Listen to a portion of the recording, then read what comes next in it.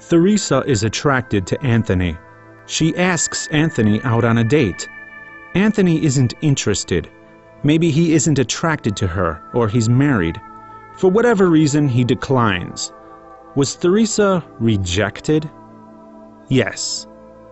When someone is rejected, they're prone to feel despair and frustration. Typically, she'll feel resentment and anger toward Anthony. The rejection affected the dopamine and cortisol activity in her brain, which can actually cause physical pain. Some short-term effects of this rejection are aggressiveness and antisocial behavior. This type of emotional reaction can also explain why atheists are one of the most hated groups of people. Theresa is a theist, and a billboard reminded her that atheists exist. Or perhaps Theresa discovered that her acquaintance Anthony is an atheist. Or Theresa is in an argument with Anthony about the existence of God. Any one of these things can cause Theresa to feel despair and frustration. Typically, she'll feel resentment and anger toward Anthony. Because of this, she may even exhibit aggressiveness and antisocial behavior. As you can see, there is a fascinating parallel between the typical reaction of someone who is romantically rejected and the typical reaction of a theist who encounters an atheist. But the parallel is practically shouted from the rooftops as the theist actually describes the atheist's disbelief as rejection. The atheist rejects God, they say. It is no coincidence that the theist chooses the word rejection, because there is a disconnect between the inaccurate use of the word rejection to describe the atheist's position and the theist's reaction, which coincides with the exact same symptoms of rejection, thereby compelling them to use that word, even though it's inaccurate. The inaccuracy can be easily seen from the romantic perspective. The analogy would look like this. Theresa tries to set Anthony up on a blind date with Gloria.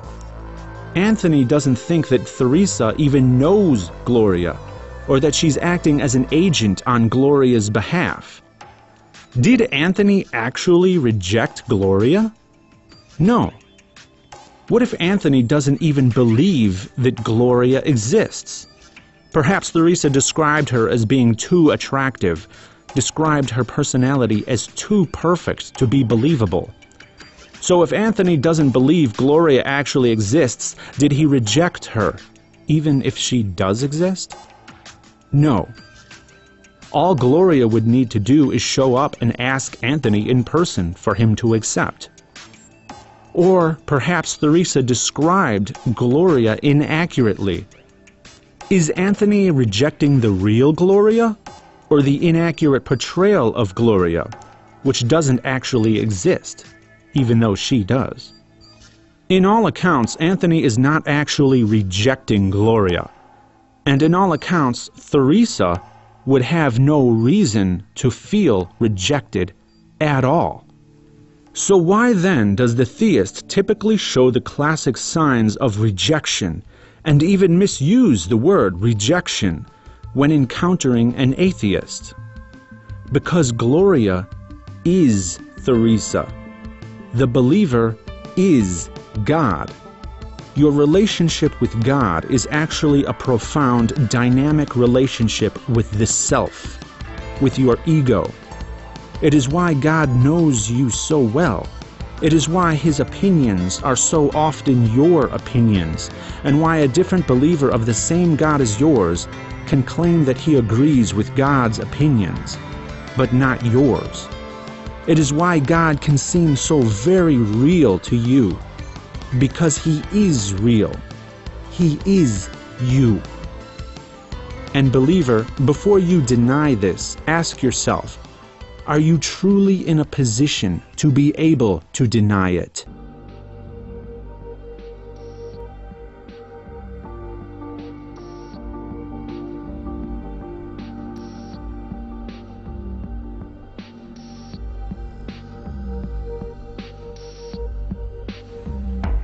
This confusion of skepticism with rejection has caused the persistence of Christianity's fundamental flaw, a foundational flaw that has fatally detrimental implications for the religion. The religion itself is based on a false dichotomy, the notion that you must either choose God or reject Him. But belief is not a choice, it's a compulsion beyond the realm of choice, achieved through convincing arguments, evidence, and trust. I do not choose what I believe because I perceive it as the more attractive option. I'm compelled to believe what I think is true, whether I like it or not, because desirability is not a requisite of the truth. This takes honest introspection. To truly make a choice, I must clearly be given the option. If I can doubt whether the option even exists, then the option hasn't been clearly presented to me, thereby preventing me from being able to make a choice. An omniscient God would easily see this flaw in His system. But God isn't omniscient. He only seems that way, because somehow, some way, He knows exactly how to answer your doubts. He knows exactly how you think. And if you were paying attention, then you'd know exactly why that is.